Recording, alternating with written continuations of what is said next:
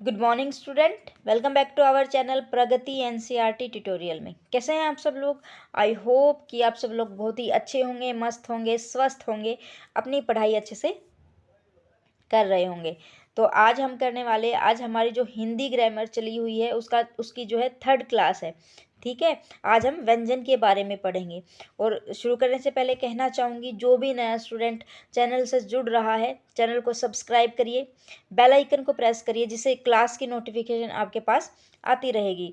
जब भी हमारी क्लास जो है होंगी चैनल पे, तो आपके पास जो है नोटिफिकेशन चली जाएगी पहले ही। ठीक है, और अगर आपको वीडियो अच्छी लगे, वीडियो को लाइक करिएगा और अपने दोस्तों में साथ इसको जो है शेयर ज़रूर करिएगा। तो आज हम करने वाले हैं व्यंजन के बारे में। तो व्यंजन क्या होता है, इसके बारे में जान लेंगे। जिन वर्णों का उच्चारण करने में स्वरों की सहायता ली जाती है वे व्यंजन कहलाते हैं। मतलब क्या है इसका?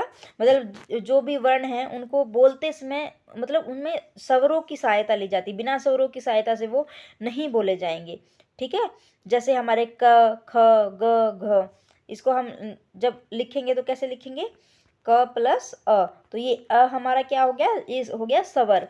ठीक है, इसकी सहायता से ही जो ये क बोला जाता है। बोलते टाइम भी देखो, बोल के देखो, जब पीछे अ आ रहा है ना, क, तो पीछे ए आ रहा है, तो वो क्या हो गया हमारा? जो है स्वर हो गया। तो जो वर्ण स्वरों की सहायता से बोले जाते हैं उनको व्यंजन कहते हैं। ठीक है, व्यंजनों की संख्या कितनी है? व्यंजनों की संख्या है 33 है हमारे। ठीक है, नेक्स्ट देखिए, प्रयत्न के आधार पर व्यंजनों का वर्गीकरण। जो प्रयत्न है उसके आधार पर जो व्यंजन है वो कितने प्रकार के होते हैं, ये देखेंगे। पहला है हमारा स्पर्श व्यंजन। स्पर्श व्यंजन देखेंगे, जिन वर्णों का उच्चारण करते समय जीभ मुख के विभिन्न स्थानों को स्पर्श करती है वे स्पर्श व्यंजन कहलाते हैं। इन्हें 5 वर्गों में बांटा गया है। क से जो प वर्ग है वो सब क्या है? स्पर्श व्यंजन है। इनकी संख्या 25 होती है। कितनी होती है? 25 होती है। जैसे क ख ग घ ड़ च छ ज झ ञ, मतलब प तक, प फ ब भ म। ठीक है, जो वर्ग क्या होता है? एक लाइन। जैसे क वाली लाइन होगी क ख ग घ अड़, तो यो एक पूरी लाइन है, इसको क्या बोलेंगे? इसको बोलेंगे क वर्ग। ठीक है, फर्स्ट में क आ रहा है तो ये पूरी लाइन क्या होगी? क वर्ग होगी। और प वर्ग में क्या आ गया? प फ ब भ म। ठीक है, तो ये सब क्या है? क से लेकर प वर्ग तक ये सब क्या है? ये है स्पर्श व्यंजन है। ठीक है, और इनकी संख्या कितनी हो गई? 25 है, क से लेकर मैं तक। ठीक है, सेकंड देखिए, अंतस्थ में व्यंजन क्या है? जिन वर्णों के उच्चारण में जीभ जो है मुख के किसी भी भाग को पूरी तरह स्पर्श नहीं करती है, मतलब जो जीभ है हमारी बोलते टाइम पे मुख के किसी भी भाग को स्पर्श नहीं करती है, वो क्या कहलाएंगे? अंतस्थ व्यंजन कहलाते हैं। इनकी संख्या कितनी है? 4 है। य र ल व। ठीक है, एक सेकंड। नेक्स्ट है हमारा ऊष्म व्यंजन। ठीक है, जिन व्यंजनों के उच्चारण में मुंह से रगड़ खाने के बाद हवा में जो है भारी गर्मी या ऊष्मा उत्पन्न होती है, मतलब बोलते टाइम जो है मुख के अंदर हवा या ऊष्मा गर्मी महसूस हो, उसको ऊष्म व्यंजन कहते हैं। जैसे श, स, श, स, ह। ठीक है, बोलते टाइम देखो इसको, तो मुंह में क्या है? एक गर्माहट सी ऊष्मा जो है उत्पन्न होती है, उसको ऊष्म व्यंजन कहते हैं। ऊष्म व्यंजन हमारे 4 हो गए हैं, श, स, ह। ठीक है, नेक्स्ट है हमारा संयुक्त व्यंजन। तो जो दो व्यंजनों के मेल से बने व्यंजनों को संयुक्त व्यंजन कहते हैं। किसको कहते हैं संयुक्त व्यंजन? जो है दो व्यंजनों के मेल से बने हैं उसको संयुक्त व्यंजन कहते हैं। संयुक्त व्यंजन भी 4 हैं। कितने हैं संयुक्त व्यंजन? 4 हो गए हमारे, अक्षय, त्रय, अज्ञ और श्रय शर्मिक। ठीक है, तो इसकी देखिए ये कैसे बनते हैं। क प्लस श, आधा क प्लस आधा श प्लस अ, तो क्या बन गया? ये क्ष बन गया। त्रय कैसे बनेगा? त, बोलते टाइम आ रहा है ना मुंह में, त्र त्र अ। ठीक है, त र अ, आधा त आधा र और अ। ठीक है, ये हो गया त्र हमारा। ज्ञ कैसे बनेगा? ज य अ, तो यह हो गया ज्ञ। और श्रय कैसे बनेगा, श र अ, श्रय। ठीक है, इसको देख लीजिएगा। चलिए, नेक्स्ट है हमारा संघर्षी व्यंजन, जिनके उच्चारण में मुख के दो अवयव एक दूसरे के निकट आ जाते हैं और वायु निकलने का मार्ग संकरा हो जाता है, मतलब पतला, संकरा क्या होता है, पतला हो जाता है रास्ता। ठीक है, तो वायु घर्षण करके निकलती है, इन्हें संघर्षी व्यंजन कहते हैं। तो देखिए, जैसे ख ग, ये नीचे इनके, ये उर्दू, जब फारसी उर्दू ये चीज़ें लिखी जाती हैं तब ये नीचे लिखते हैं ख ग ज फ श ह श। ठीक है, तो ये सब क्या है, हमारे संघर्षी व्यंजन हैं। नेक्स्ट देखिए, स्पर्श संघर्षी क्या होते हैं, जिन व्यंजनों के उच्चारण में पहले स्पर्श फिर जो है घर्षण की स्थिति हो, पहले स्पर्श की और फिर घर्षण की स्थिति हो, उसको स्पर्श संघर्षी कहते हैं। नेक्स्ट देखिए, नासिक के व्यंजन क्या है, जिन व्यंजनों के उच्चारण में दांत, ओष्ठ, जीभ आदि के स्पर्श के साथ वायु जो है नासिका से बाहर आती है। तो नासिक का व्यंजन क्या है, जिन व्यंजनों के उच्चारण में दांत, ओष्ठ मतलब होठ हमारे, जीभ आदि के स्पर्श के साथ वायु जो है नासिका से बाहर आती है, उनको नासिक के व्यंजन कहते हैं।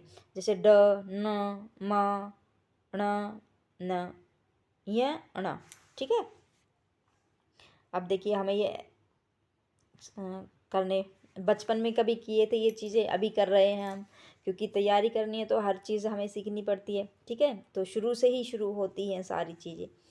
चलिए, तो जो नाक के द्वारा बोले जाते हैं, नाक से जो वायु बाहर आती है तो उसको जो है नासिक के व्यंजन कहते हैं, बोलते टाइम ड, न, म, य, न। ठीक है, जब नाक से बोली जाती हैं ये चीज़ें।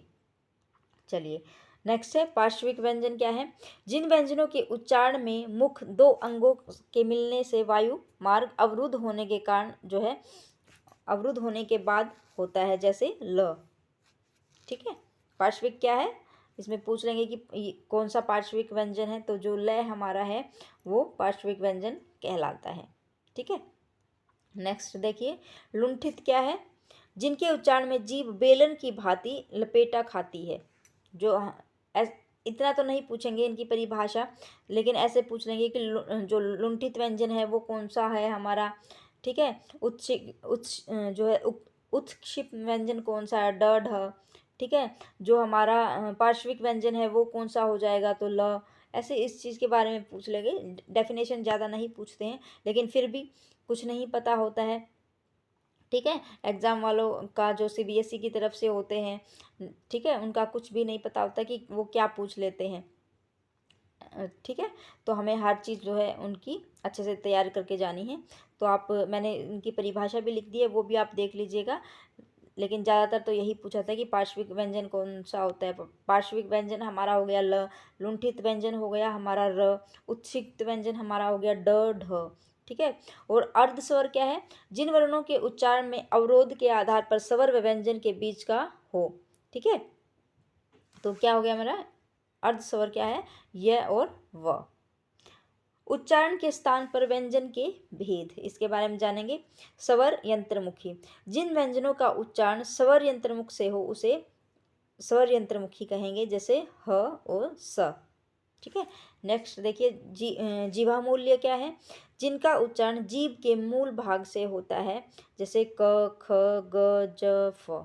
ठीक है, ये क्या है, हमारे जीवा मूल्य हैं। नेक्स्ट देखिए, कंठ है, जो मतलब गले से बोले जाते हैं, जिन व्यंजनों के उच्चारण जो है कंठ से होता है, इनके उच्चारण में जीभ का जो है पश्चिम भाग मतलब पीछे वाला जो कोमल तालु को स्पर्श करता है, जैसे क वर्ग। क वर्ग मतलब क, ख, ग, घ, ड़। ये देखिए, बोल के देखिए, ये हमारे गले से बोला जा रहा है, क, ख, ग, घ, ड़।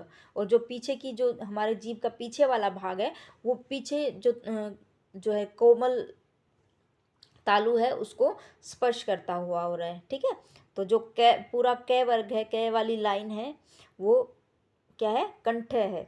ठीक है, कंठ से बोला गया, गले से बोला गया। तालव्य क्या है, जो तालु से को स्पर्श करते हुए बोला जाता है, जिनका उच्चारण जीभ की नोक या अग्रभाग के द्वारा कठोर तालु के स्पर्श से होता है, जैसे क वर्ग और य और श। ठीक है, कौन कौन से हो गया, पूरा कै वर्ग हो गया, क ख ग घ ड, ठीक है, और य और श, ये हमारा क्या है, तालव्य। मूर्धन्य क्या है, जिन व्यंजनों का उच्चारण मूर्धा से होता है, इस प्रक्रिया में जीभ मूर्धा का स्पर्श करती है। जैसे जो ट वर्ग है हमारा, वो क्या हो गया, मूर्धन्य, पूरा ट वर्ग। बोल के देखिए, ट ठ ड ढ ण, ठीक है, और श, ये क्या है, जो मूर्धा को, जो हमारा जो जीभ है वो मूर्धा को स्पर्श करती है, ठीक है।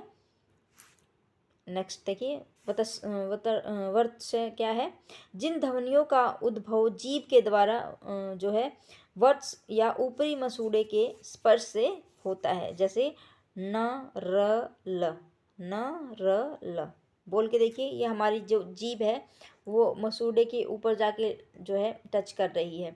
न र ल, दांत के पास जो मसूड़ा है उसके पास जो है टच कर रही है। दंत्य क्या है, जिन व्यंजनों का उच्चारण दांत की सहायता से होता है, इसमें जीभ ऊपरी दांत पंक्ति को स्पर्श करता है। जैसे पूरा त वर्ग, ठीक है, क्या है, पूरा त वर्ग। बोल के देखिए, त थ द ध न, जो हमारी जीभ है वो दांत को स्पर्श करती हुई जो है बोल रही है। और जो हमारा स है, ठीक है, स से सपेरा, ये वाला स। नेक्स्ट है हमारा दंतोष्ट। नाम से ही हमें पता चल रहा है दंतोष्ट, जो दांत और होठों की सहायता से बोले जाते हैं। इन ध्वनियों के उच्चारण के समय जीभ दांतों को लगती है तथा होठ भी कुछ मुड़ते हैं। जैसे व फ, क्या है, व और फ। दंतोष्ट हमारे कौन से हो गए, व और फ। बोल के देखिए, जब हम बोलने की कोशिश करेंगे, साथ साथ प्रैक्टिस करेंगे, तब हमें चीज़ें समझ में आएंगी। एग्जाम में भी आप ऐसे कर सकते हैं, जब आपसे पूछा जाए कि व और फ कौन सा, मतलब कौन सा व्यंजन है, दंतोष्ट है, ओष्ठ है, ऐसा, तो आप लोग उसको बोल के देखिएगा। तो जो जो चीज़ें हमारी सक्रिय हैं हमारे मुंह के अंदर, उसी को हम लिख देंगे, ठीक है। देखिए, नेक्स्ट है हमारा ओष्ठ। ओष्ठ व्यंजनों के उच्चारण में दोनों होठ परस्पर स्पर्श करते हैं। क्या करते हैं, जो दोनों होठ है वो परस्पर स्पर्श करते हैं तथा जिह्वा जो है हमारी निष्क्रिय रहती है। जैसे प, बोल के देखिए, जो प वर्ग है, प, ये पूरा होठ से बोला जाता है ना, प फ ब भ म, ठीक है। तो ये क्या हो गया, हमारा ओष्ठ है। नेक्स्ट देखिए, स्वर तंत्रियों में उत्पन्न कंपन के आधार पर व्यंजन, किसके आधार पर, स्वर तंत्रियों में जो कंपन उत्पन्न होती है उसके आधार पर। फर्स्ट है हमारा घोष।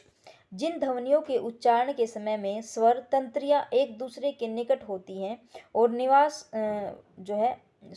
निश्वास वायु निकलने में उसमें कंपन हो, प्रत्येक वर्ग की अंतिम 3 ध्वनियां जो है घोष होती हैं। इसमें क्या बताया गया है, मतलब जब देखिए, एक बार दोबारा देख लेंगे। जिन ध्वनियों के उच्चारण के समय में स्वर तंत्रियां एक दूसरे के निकट हों और निश्वास वायु निकलने में जो है कंपन हो। अब हम बोल के देखेंगे, ग, मतलब एक लंबी सी जो है कंपन हो रही है, घ, जो क्या इसकी जो है, इसकी पहचान कैसे करेंगे हम, जो प्रत्येक पंक्ति है, प्रत्येक जो वर्ग है उसकी जो तीसरा, चौथा और पांचवा, जो लास्ट के हैं 3, वो क्या हो गए, हमारे घोष। और जो पहले के 2 हो जाएंगे वो क्या हो जाएंगे, हमारे अघोष हो जाएंगे, ठीक है। तो देखिए, ग घ ड़, तो एक कंपन सी हो रही है, ज झ ञ, ठीक है। तो ये क्या है, हमारे घोष व्यंजन है। और इसको कैसे पहचानेंगे, हर वर्ग के जो लास्ट के 3 अक्षर है वो क्या है, हमारे घोष व्यंजन कहलाएंगे। अघोष क्या हो गया, जिनके उच्चारण समय में स्वर तंत्रियों में कंपन न हो, मतलब बोलते टाइम पे कोई कंपन पैदा ना हो। प्रत्येक वर्ग की प्रथम 2 ध्वनियां जो है अघोष कहलाती हैं। घोष क्या हो गई, जो पीछे की 3 हैं, ठीक है, प्रत्येक वर्ग के जो पीछे के 3 अक्षर हैं, ध्वनि है, वो घोष हो जाएंगी। और पहले के जो 2 हैं वो क्या हो जाएंगे, अघोष हो जाएंगे। क ख च छ ट ठ त थ प फ, ठीक है, ये क्या हमारे जो है अघोष हो जाएंगे। नेक्स्ट देखिए, श्वास, मतलब प्राण की मात्रा के आधार पर। अल्प प्राण क्या है और महाप्राण क्या है, इससे देखिए अल्प मतलब जो कम कम, जो जिसमें बोलने में कम वायु निकलती है, और महाप्राण मतलब जिसको बोलने में ज़्यादा वायु निकलती है। पढ़ लेंगे एक बार। अल्पप्राण क्या है? जिनके उच्चारण में सीमित वायु निकलती है उन्हें अल्पप्राण व्यंजन कहते हैं। ऐसी ध्वनियां हैं ह रहित होती है। जो ये ध्वनियां वो क्या होती है? ह द्वारा है रहित होती है। प्रत्येक वर्ग की पहली, तीसरी, पांचवी अर्थात क ग ड़, ठीक है, पहली, तीसरी और पांचवी, ये क्या है? हमारे अल्प प्राण है। देखो उनको बोल के देखिए, क ग ड, मतलब इनको बोलने में ज़्यादा हवा नहीं, वायु नहीं हो रही है, निकल रही है, ठीक है। और महाप्राण क्या है? जिनके उच्चारण में अधिक वायु निकलती है और ये है युक्त होती हैं, मतलब इसमें वायु ज़्यादा निकलती है। और प्रत्येक वर्ग की दूसरी और पांचवी ध्वनि जो है, सॉरी ये पांचवी नहीं आएगा आई थिंक, यहाँ पे दूसरी और चौथी आएगा, ठीक है, फोर्थ वाली,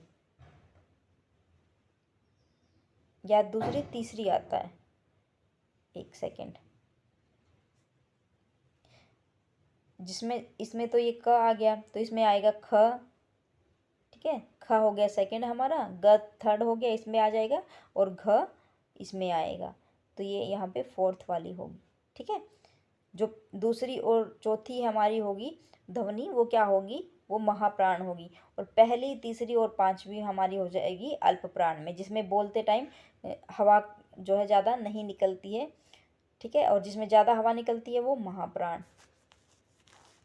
चलिए, दूसरी और चौथी इसको ठीक कर लीजिएगा आप लोग जब अपने नोट्स बनाएं, ठीक है। चलिए, तो चलिए स्टूडेंट, ये हमारी क्लास आज यहीं पे जो है समाप्त होती है। अगर आपको ये वीडियो अच्छी लगी, वीडियो को लाइक करिएगा, चैनल को सब्सक्राइब करिए और बेल आइकन को प्रेस करिएगा।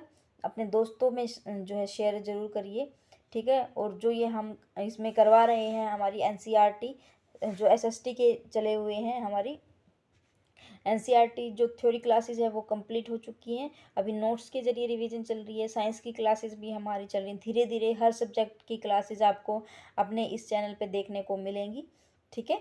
और ज़्यादा टेंशन नहीं लेनी है, अच्छे से अपनी पढ़ाई करनी है। आप लोगों को जो है थोड़ा सा मौका और मिल गया है अपनी जो है प्रिपरेशन अच्छे से करने के लिए, ठीक है। तो हम अच्छे से अपनी तैयारी करेंगे। तो चलिए मिलते हैं हम अपनी नेक्स्ट वीडियो में। Thanks for watching.